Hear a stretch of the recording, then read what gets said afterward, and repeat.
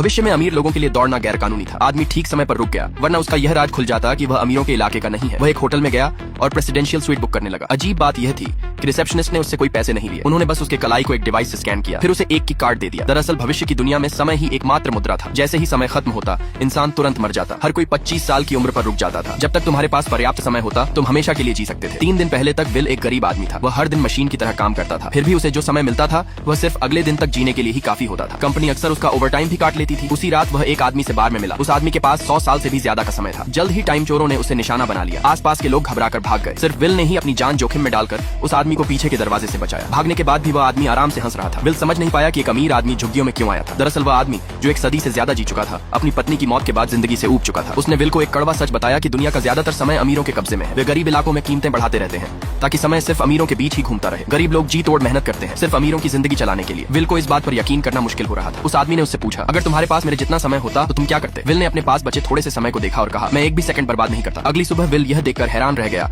कि उसके पास अचानक 100 साल और आ गए हैं। वह खिड़की की तरफ दौड़ा और देखा कि वह आदमी पुल पर बैठा हुआ था। उस आदमी ने अपना सारा समय विल को दे दिया था और अपने काउंटडाउन के खत्म होने का शांतिपूर्वक इंतजार कर रहा था। जब तक विल वहां पहुंचा, उसने सिर्फ उस आदमी की लाश देखी, लेकिन उसने ऊपर लगे कैमरे को नहीं देखा। उसी रात विल फूल लेकर अपनी मां को सरप्राइज देना चाहता था, लेकिन वह कभी आई ही नहीं। उसे अचानक कुछ गलत होने का एहसास हुआ और वह तेजी से उसके काम की जगह की तरफ भागा। पता चला कि उसकी मां ने अभी अभी अपना कर्ज चुकाया था, लेकिन बस का किराया अचानक 1 घंटे से बढ़कर 2 घंटे हो गया था। उसके पास सिर्फ 1.5 घंटे बचे थे। पैदल घर पहुंचने में 2 घंटे लगते। बस में कोई भी उसकी मदद करने को तैयार नहीं था। वह सिर्फ जितना तेज दौड़ सकती थी दौड़ती रही। आखिरकार उसने अपने बेटे को अपनी तरफ दौड़ते हुए देखा, लेकिन उसके पास सिर्फ 10 सेकंड बचे थे। विल पूरी ताकत से उसकी तरफ भागा, लेकिन जैसे ही वह अपनी मां को समय ट्रांसफर करने वाला था, उसका काउंटडाउन 0 पर पहुंच गया। वह उसकी बाहों में मर गई। अचानक मिली दौलत की खुशी एक पल में खत्म हो गई। पीछे रह गया सिर्फ अंतहीन दुख और गुस्सा। विल ने इस सब का जिम्मेदार अमीरों द्वारा बनाए गए नियमों को ठहराया। इसलिए उसने 1 साल का समय खर्च करके एक कार खरीदी और अमीरों के उस इलाके में घुस गया जहां जाने की उसने कभी हिम्मत नहीं की थी। उसका बदला लेने का तरीका सीधा था, उनका समय जीतना।